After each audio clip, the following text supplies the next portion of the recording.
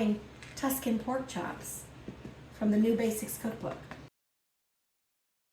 Although I love to go online looking for recipes, I also really love to sometimes pull out the old cookbook, see if there's something in there that I want to make that still gets me to my nutrition goals. I have these 2 huge pork chops, so they just like beg to be stuffed, you know? I mean, Costco, calm down.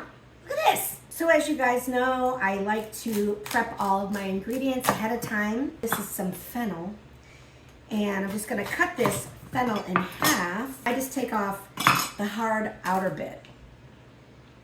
It only calls for like a little bit of fennel and a little bit of onion, so I'm just making a little bit, like that much, because it's only 2 pork chops. So I'm just going to chop this fennel. I'm gonna do it kind of small because I want it to be nice inside that pork chop. I don't want big chunks of fennel. So there's a little bit of fennel in there. Even just eat it, you know? Crunchy. It tastes like anise. Delicious. And raw fennel is really good for your gut. It can really help your digestion. I'm Italian, that's what the old ladies told me, so I'm going with that. Okay, I'm gonna do about the same amount of onion. Hopefully this amount of onion isn't gonna make me weep like a baby. I do want it pretty finely diced. That's my onion and my fennel. Nice little fine chop. You don't wanna use too much sage. Like 2 leaves is probably all you want. That's a very strong herb. Sage for something else this week. Isn't that beautiful? Gee, if I never even used it for anything else, I could probably put it in a vase. I love fresh herbs. Okay, and this is a little bit of thyme. I will just take like a stem off like this, and then I'll just hold it at the top and strip it down. And that takes the leaves off. And then I'll take any little tiny stems and give them the same treatment because I don't want any woody stems in here. And try to give it about as much time as I gave it sage so that it balances it. Oh boy, that does smell good. That does smell good. And this is a 1/2 cup of regular chicken stock. It's out of a can or a carton, just a 1/2 cup of chicken stock. And here I'm gonna use a 1/4 cup of apple cider. And if you don't have apple cider, just use more chicken stock or use apple juice.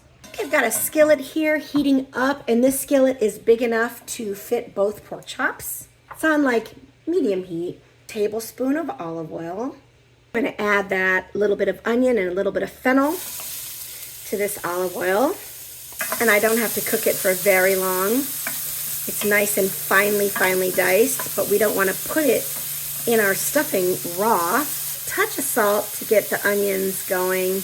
The very smallest touch because the prosciutto definitely has salt in it. Give it a little cracked pepper. Now that these are cooked down just a little bit, I'm gonna add that prosciutto, just break up that prosciutto a little bit. Then because I'm using fresh herbs, not dried, I'm gonna go ahead and add them in here. And I'm just cooking it another minute. It says to reserve 2 tablespoons of the mixture. And the rest, I'm just gonna pull out and put in this little bowl. Okay, time to make my stuffing. So I've got this little corn muffin, and I'm just gonna crumble it up with my hands. Put it in this little bowl right here. Cornbread stuffing. Tuscan pork chops. Sounds good.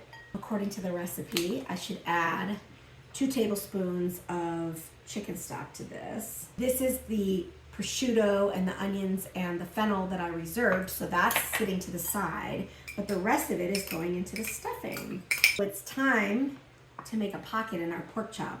I'm not gonna make a big slit. I'm just gonna like go in, and then I'm gonna move the knife around on the inside without making the hole too big. You want your stuffing to stay inside the pork chop.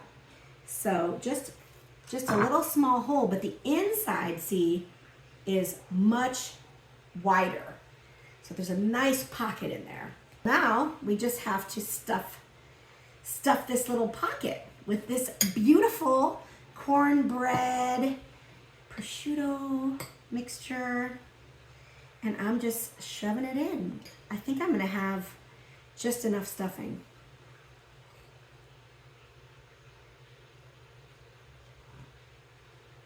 Okay, I got it all. And wow, I can feel it. I can feel it in there. And it's nice to do this in a little bowl so you can pick up any extra bits and get it all in there. Look at this stuffed pork chops. We cannot forget to season our pork chops. So salt.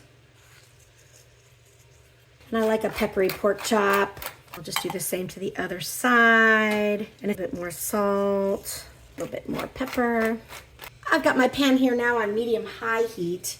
And I'm just gonna go ahead and use the same pan because, you know, it's all going to the same place. And I think there's some good flavor in that pan. I'm not trying to waste it. And here I have a tablespoon of butter. Before that butter burns, let me get this pork chop in there. Oh my goodness. It's just 1 tablespoon, but oh my gosh, how luxurious does that look? And then what I'm gonna do is just brown these up on both sides. Okay, I moved them around in the pot a little bit. Let's check them. Yeah, that'll do. And I can see my pan getting a little dark. So I'm just gonna turn it down a little bit. I do like brown stuff on the bottom, but I don't want to burn anything. We're not trying to cook these all the way through. Perfect. The other side's brown. Here's that 1/2 cup of stock. I hope you can see that. That's the chicken stock. I don't know if that cleaned up the camera too much. And this is that 1/4 cup of apple cider. Take this reserved veg and put it on the top. And then it says to cover it and cook it for 15 minutes. Okay, let's check these pork chops. Yum. Get all that goodness on there. I know they said to put the stuff on top, but you know, I can always put it back on top. How is she gonna know it's done? In my case, I'm gonna cut it, see if it's done. So I'm just gonna cut it. And that was 15 minutes, and it sure is done. That was the big one. It's a meal fit for a queen. Look at that cute little pocket. This is 6 ounces of pork here. So I think that's gonna be plenty for me. This big pork chop is tender, not dry. So good. It is roasty. You can sort of like get the hint of that sort of sweet apple cider. Oh my gosh, it's very good. And the stuffing is so nice. This is what I'm trying to say to you guys, you know, eating a high protein diet and getting your macros in does not have to feel like a chore. This is delicious.